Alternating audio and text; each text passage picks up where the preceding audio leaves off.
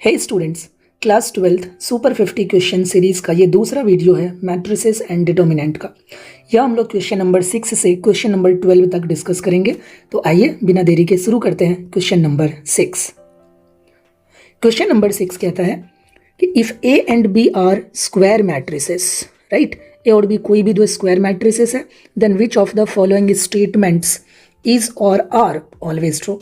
आपको बताना है कि ये जो चार मैथमेटिकल स्टेटमेंट है इसमें से कौन कौन ट्रू है। देखो, हमें पता है कि numbers, we very well know that कि नंबर्स और मैट्रिसेस अलग अलग चीज़ है। तो नंबर में जो ऑपरेशन लगता है वो अलग तरीके से वर्क करता है और मैट्रिसेस में ऑपरेशंस अलग तरीके से वर्क करता है। अगर आप नंबर में a प्लस बी का होल स्क्वायर करोगे, नंबर में अगर आप a प्लस बी का होल स्क्वायर करोगे तो ये सीधा आपको मिल जाएगा a square plus 2ab plus B square. अच्छा, नंबर में दो नंबर का प्रोडक्ट अगर आपको निकालना है तो वहाँ कम्यूटेटिव लॉ लगता है, यानी आप a इंटू बी को b इंटू ए भी लिख सकते हो। सिमिलरली अगर नंबर में, नंबर की बात मैं जब भी करता हूँ तो मैं रियल नंबर की बात कर रहा हूँ, ओके।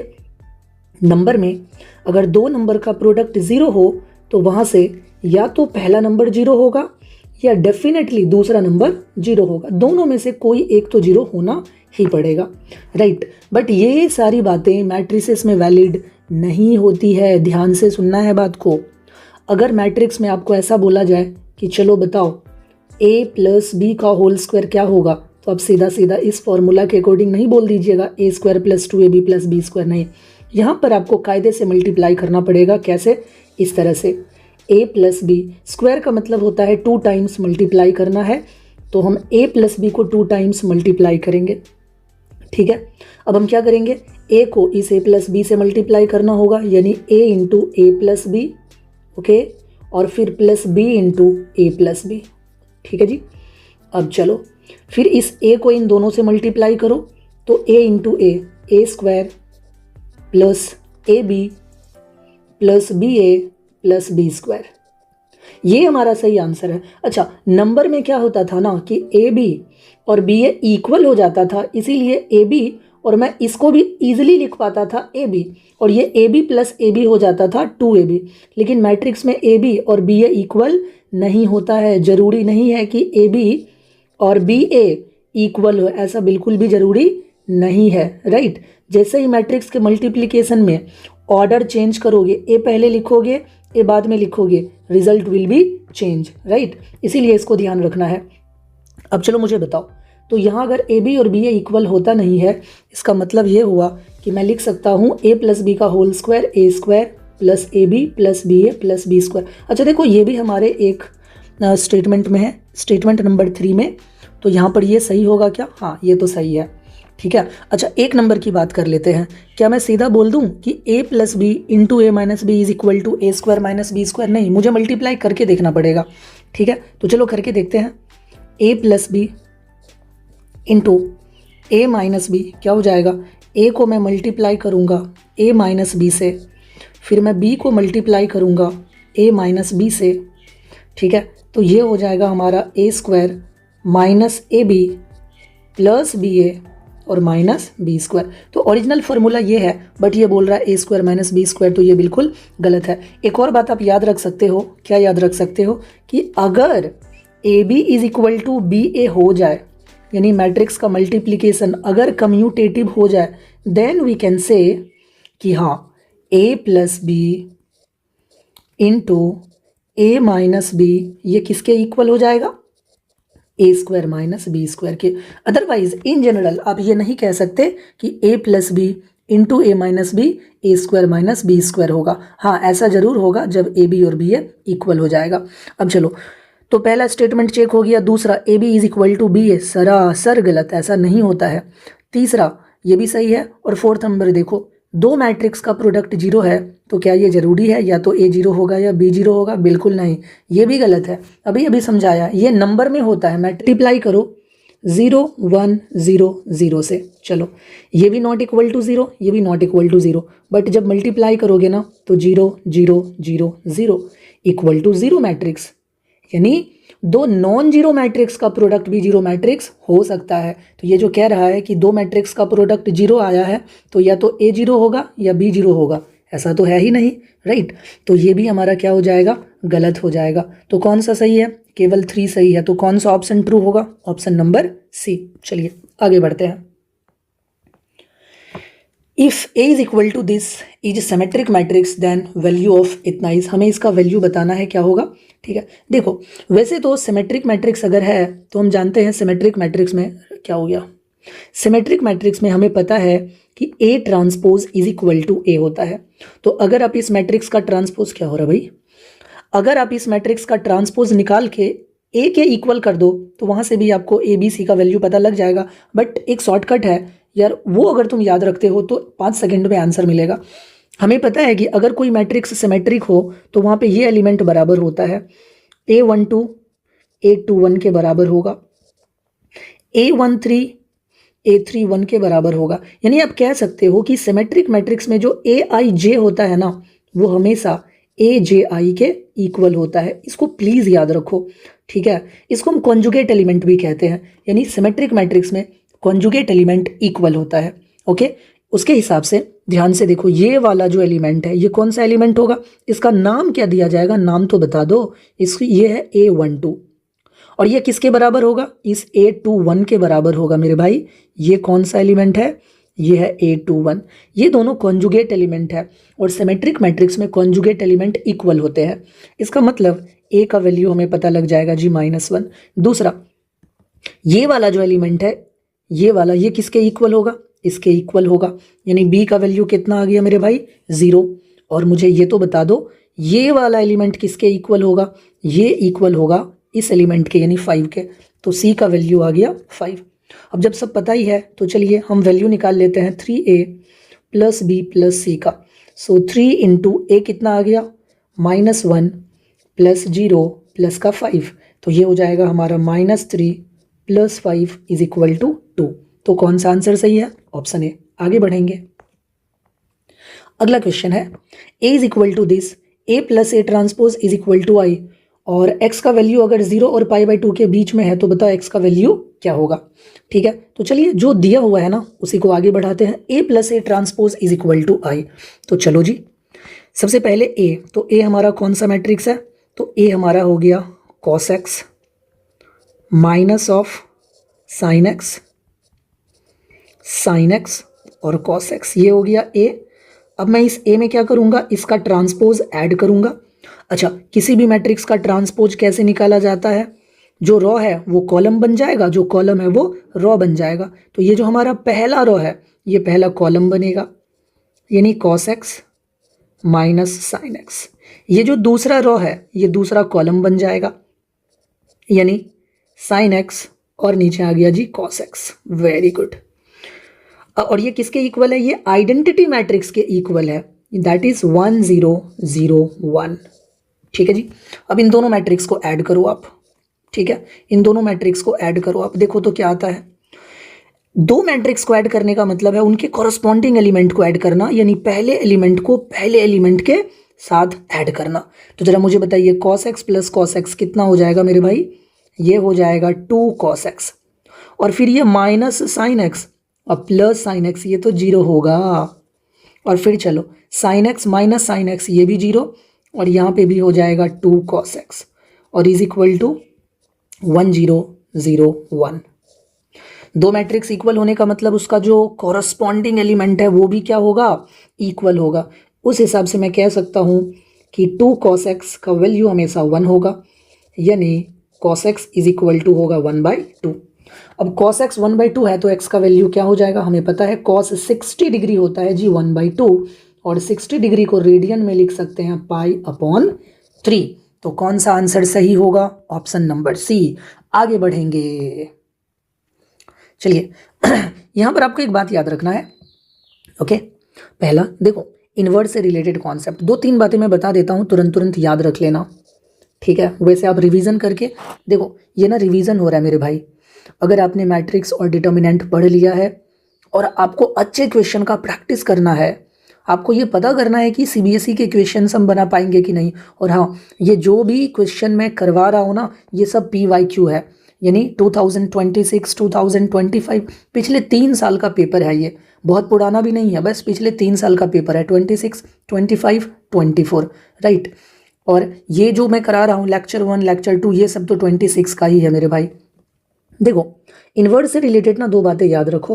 पहली बात, नंबर का इन्वर्स अलग होता है, मैट्रिक्स का इन्वर्स अलग होता है। अगर आप पढ़े हो तो समझते होंगे, इसमें ज़्यादा एक्सप्लेनेशन की ज़रूरत नहीं है। हमें पता है कि ए इन्वर्स का मतलब बिल्कुल नहीं होता 1/a, ये अलग ही कहानी भैया, ये तो नंबर की कहानी है। मैट्रिक्स में ऐसा नहीं होता है, ठीक है। मैट्रिक्स में तो डिवीज़न डिफाइंड ही नहीं है मेरे भाई, ये तो डिफाइंड ही नहीं है, ठीक। तो ये बात याद रखना, नहीं तो मैट्रिक्स में भी कर देना A inverse is equal to 1/, ये गलत बात है। दूसरा, अगर आप 2 मैट्रिक्स को मल्टीप्लाई करके उसका इन्वर्स करते हो तो ट्रांसपोज के ही तरह रिवर्स लॉ लगता है। आप इसको लिखते हो बी इन्वर्स ए इन्वर्स, ठीक है।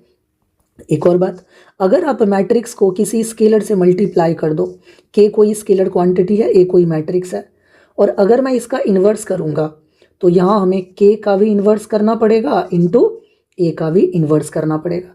के स्केलर है तो स्केलर का इन्वर्स कैसे डिफाइंड होता है, 1/k, और इंटू हो जाएगा ए इन्वर्स। तो कभी भी मैट्रिक्स के पीछे कोई स्केलर हो और आपको उस पूरे एक्सप्रेशन का इन्वर्स करना हो तो आप इस तरीके से करोगे। वही क्वेश्चन यहाँ पर है। अब देखो 3a का इन्वर्स है तो 3 पे पावर -1 इंटू ए का इन्वर्स, और 3 पे पावर -1 हो जाता है 1/3 इंटू ए इन्वर्स। तो देखो तो कहाँ पर है, ऑप्शन नंबर सी, खत्म। आगे बढ़ेंगे, क्वेश्चन नंबर 10, ठीक है। अब देखो क्या बोला जा रहा है, if determinant of this is equal to -86 sum of all possible values of A is, ठीक है जी। हमें ए के सारे पॉसिबल वैल्यूज का सम बताना है। तो सबसे पहले तो हमें इस डिटर्मिनेंट का वैल्यू निकालना पड़ेगा ना, इस डिटर्मिनेंट को इवैल्यूएट करना पड़ेगा। देखो, हम सब जानते हैं कि डिटर्मिनेंट को किसी भी रॉ या किसी भी कॉलम के अलोंग इवैल्यूएट किया जा सकता है, चाहे R1 के अलोंग सॉल्व करो, R2 के अलोंग सॉल्व करो, R3 के अलोंग सॉल्व करो। बट यूजुअली हम वो रास्ता चुनते हैं जिस रास्ते में ज़्यादा से ज़्यादा जीरो हो।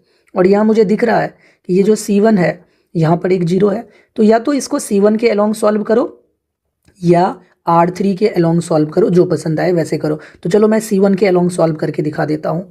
तो सबसे पहला एलिमेंट कौन है हमारा C1 में, मैं इसको C1 के अलोंग सॉल्व करने वाला हूँ। तो पहला एलिमेंट है -1, तो ये हो जाएगा -1 इंटू। अब तरीका क्या है कि जिस एलिमेंट की तुम बात कर रहे हो उसके अलोंग जो रॉ है, कॉलम है, डिलीट मारो, जो बाकी बच जाए उसका डिटर्मिनेंट।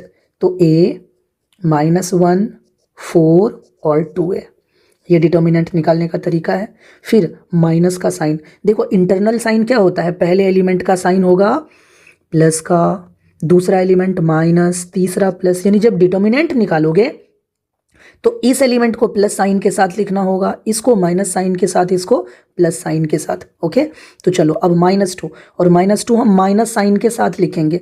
ये 2 तो माइनस में होगा ही, इसके पीछे भी माइनस का साइन होगा, तो माइनस, और अब हम क्या लिखेंगे -2, और इनटू क्या होगा मेरे भाई, चलो तो इसके अलोंग रॉ कॉलम को डिलीट मार दो, तो बचेगा क्या, -2 5 4 और 2a। बहुत बढ़िया।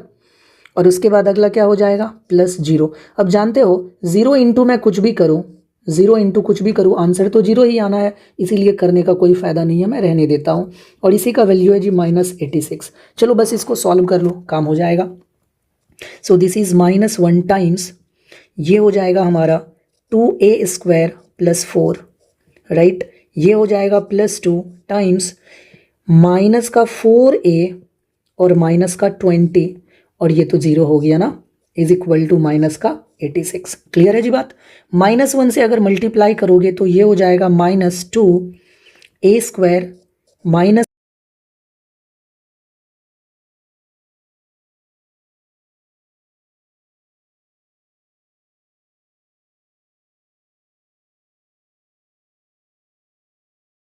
क्वाड्रेटिक इक्वेशन आई है, सॉल्व करोगे तो तुम्हें आंसर मिलेगा। तो चलो सॉल्व करते हैं इसको। क्या हो जाएगा, फैक्टराइज करो इसको जल्दी से। तो आई थिंक ये फैक्टराइज होगा a + 7 into a - 3 is equal to 0, ठीक है। तो यहाँ से एक बार a + 7 को 0 के इक्वल करो, एक बार a-3 को 0 के इक्वल करो, तो यहाँ से a का वैल्यू मिलेगा -7 और a का एक वैल्यू मिलेगा 3। अब जब हमें a का वैल्यू मिल गया है तो हमें इसका सम बताना है, तो चलिए जरा रिक्वायर्ड सम देख लेते हैं। -7 + 3 और ये मुझे मिल जाएगा -4, मस्त एकदम। तो हमारा आंसर कौन सा सही होगा? Option number C. आगे बढ़ते हैं, क्वेश्चन नंबर 11, फिर हम 12 देखेंगे। आइए 11 देखते हैं, क्या बोला जा रहा है? a² = this and a inverse = this. तो बोल रहे हैं बताओ x + y का वैल्यू क्या होगा। देखो दिया हुआ है, गिवन है a² = 4a + 3i। तो मैं ऐसा करता हूँ, दोनों तरफ a इनवर्स से मल्टीप्लाई कर देता हूँ, दोनों तरफ मैं a इनवर्स से मल्टीप्लाई कर देता हूँ। तो a², अच्छा a² को मैं चाहूँ तो लिख सकता हूँ a × a, तो इसको भी मैं a इनवर्स से मल्टीप्लाई कर रहा हूँ और इस तरफ भी मैं a इनवर्स से मल्टीप्लाई करूँगा। दो टर्म है तो दोनों में करूँगा, 4a × a इनवर्स। देखो अगर कहीं पर दो मैट्रिक्स इक्वल है मेरे भाई, तो आप दोनों तरफ सेम मैट्रिक्स का मल्टीप्लिकेशन कर सकते हो। अगर दो मैट्रिक्स इक्वल है तो दोनों तरफ आप सेम मैट्रिक्स का मल्टीप्लिकेशन, अगर आपको C से मल्टीप्लाई करना है तो बिंदास कर दो, इधर भी C से उधर भी C से। पर एक बात का ध्यान रखना है, मैट्रिक्स से जब मल्टीप्लाई करोगे तो ये बहुत इंपॉर्टेंट है कि आप LHS में प्री मल्टीप्लिकेशन कर रहे हो तो RHS में भी प्री मल्टीप्लिकेशन, LHS में पोस्ट मल्टीप्लिकेशन कर रहे हो तो RHS में भी पोस्ट मल्टीप्लिकेशन। अब यार ये प्री और पोस्ट क्या है? अगर तुम C से बाद में मल्टीप्लाई कर रहे हो, राइट साइड से मल्टीप्लाई कर रहे हो, तो उसको हम पोस्ट मल्टीप्लिकेशन कहते हैं। तो देख लो A को जो हमने C से मल्टीप्लाई किया है वो राइट साइड से किया है, तो हमें B में जो मल्टीप्लिकेशन करना है C से वो भी राइट साइड से। बट अगर तुम इसी को ऐसा करते ना कि A को तुमने C से मल्टीप्लाई किया लेफ्ट साइड से, तो B को भी मल्टीप्लाई करना पड़ता C से लेफ्ट साइड से, है ना। तो ये बात हमको ध्यान में रखना है। चलो यहाँ पढ़ाते हैं, क्या किया हमने, दोनों तरफ A इनवर्स से मल्टीप्लाई कर दिया, ठीक है। तो ये हो जाएगा, इसमें भी करो 3i × A इनवर्स। अब एक बात और आपको पता होगा, अगर आप किसी भी मैट्रिक्स को आइडेंटिटी मैट्रिक्स से मल्टीप्लाई करो, आइडेंटिटी मैट्रिक्स का चाहे पोस्ट मल्टीप्लिकेशन करो या प्री मल्टीप्लिकेशन करो, रिजल्ट में A ही मिलेगा, ठीक। एक और बात, किसी भी मैट्रिक्स को अगर आप उसके इनवर्स से मल्टीप्लाई कर दो, ठीक है, किसी भी ऑर्डर में, हर बार आपको रिजल्ट में I मिलेगा। तो यहाँ पर एक चीज़ क्लियर हो गया कि A और A × A इनवर्स बन जाएगा हमारा I = A × A इनवर्स, ये भी क्या बन गया, I बन गया, और प्लस I × A इनवर्स कितना हो जाएगा, A इनवर्स। और जानते हैं हमें A इनवर्स ही तो निकालना है, बस 4i को इस तरफ कर लिया जाए। अच्छा फिर से A × I कितना बनेगा, A - 4i = 3A इनवर्स, ठीक है। अब 3 से मैं दोनों तरफ डिवाइड कर देता हूँ, इस तरफ भी और उस तरफ भी, ताकि मुझे A इनवर्स मिल जाए। तो यहाँ से बोलो जरा A इनवर्स कितना मिलेगा। A/3 को मैं प्यार से लिख सकता हूँ 1/3A, और इसको मैं लिख सकता हूँ -4/3i। अब देखो क्वेश्चन में गिवन है कि A inverse is what, x × A + y × I। तो अगर तुम कंपैरिजन करो ठीक से तो तुम्हें x का वैल्यू क्या दिख जाएगा मेरे भाई, 1/3, और y का वैल्यू दिख जाएगा -4/3। और हमें चाहिए क्या, हमें चाहिए x + y। तो चलिए ऐड कर देते हैं x + y, यानी 1/3 + -4/3। ऐड करो, इसको ऐड करोगे तो कितना हो जाएगा, 1 - 4/3 और -3/3 दैट इज -1। तो ऑप्शन ए सही है, ठीक है। देखो सबसे पहले जब भी क्वेश्चन आए ना तो खुद से सॉल्व करो, खुद से सॉल्व करने के बाद आप सोल्यूशन देखो तो ज़्यादा बेनिफिट होगा। और जो भी कॉन्सेप्ट बता रहे हैं ना उसको लिख लेना है मेरे भाई अच्छे से। चलिए आज का लास्ट क्वेश्चन है ना, मज़ेदार है, बहुत इंपॉर्टेंट है, ये सब क्वेश्चन हमेशा इंपॉर्टेंट होता है, ठीक है। अब देखो A और B SQ सिमेट्रिक मैट्रिक्स है, तो एक चीज़ पहले ही क्लियर हो गया कि मैं A ट्रांसपोज को लिख सकता हूँ -A और B ट्रांसपोज को भी लिख सकता हूँ -B, दोनों SQ सिमेट्रिक मैट्रिक्स है। अब आइए हमें बताना है कि ये कौन सा मैट्रिक्स होगा। देखो सबसे पहली बात तो A और B ट्रांसपोज को मैं यहीं पे -B लिख सकता हूँ, +B और A ट्रांसपोज को मैं -A लिख सकता हूँ। तो उस हिसाब से ये बन जाएगा -AB और ये बन जाएगा -BA। अरे यार अब देखो अगर मैं यहाँ से माइनस कॉमन कर लूँ तो ये बनेगा ए बी प्लस बी ए। अब मेरी बात को गौर से सुन लो, ये चीज़ ना बच्चों को क्लास में याद करवाते हैं क्या कि ए एंड बी, ठीक है जी, ए एंड बी अगर सिमेट्रिक होगा या ए एंड बी अगर एसक्यू सिमेट्रिक होगा, चाहे सिमेट्रिक हो या एसक्यू सिमेट्रिक हो, ये वाला matrix A B plus B A ये हमेशा मेरे भाई सिमेट्रिक होता है। इसको याद किया जाता है, समझे कि नहीं बात। अगर ए और बी सिमेट्रिक हो तब भी ये सिमेट्रिक होगा, ए और बी एसक्यू सिमेट्रिक हो तब भी ये क्या होगा, सिमेट्रिक होगा। ठीक, पहला कॉन्सेप्ट ये है। दूसरा, अगर ए सिमेट्रिक मैट्रिक्स है मेरे भाई, समझते चलो, अगर ए सिमेट्रिक मैट्रिक्स है देन अगर तुम इस ए को किसी स्केलर से गुना कर दो या इस ए में तुम माइनस लगा दो या इस ए का तुम ट्रांसपोज कर दो, ये भी हमेशा क्या होगा, सिमेट्रिक ही होगा। और सेम चीज़ हम लोग एसक्यू सिमेट्रिक के लिए भी लगाते हैं। सेम चीज़ हम लोग, ये कॉन्सेप्ट एसक्यू सिमेट्रिक के लिए भी लगता है। कैसे कि अगर ए एसक्यू सिमेट्रिक है मेरे भाई देन ये सब क्या होगा, एसक्यू सिमेट्रिक होगा। इसको याद कर लो अच्छे से, ठीक है जी, बहुत ज़रूरी है।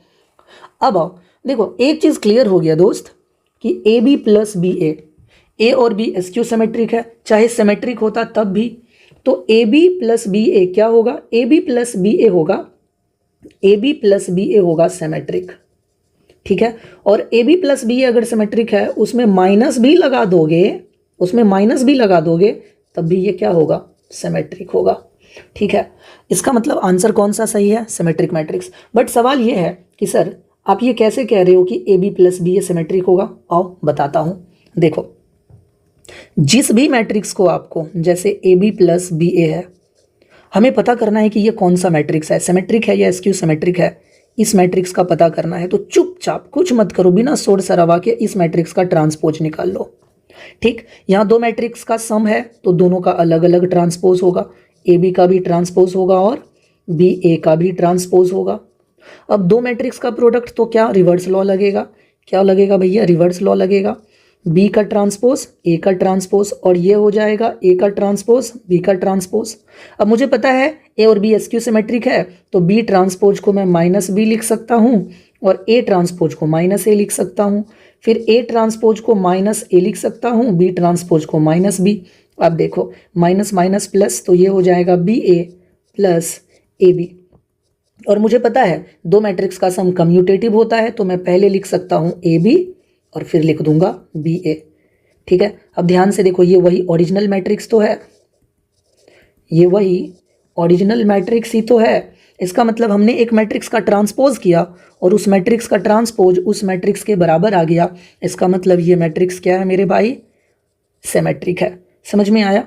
तो अब चलो, और अगर ये सिमेट्रिक है तो उसमें माइनस लगा दोगे तो वो भी क्या होगा, सिमेट्रिक। ऑलरेडी मैं समझा चुका हूँ। चलिए मिलते हैं अगले वीडियो में जहाँ हम 13 के आगे कंटिन्यू करेंगे। Thank you.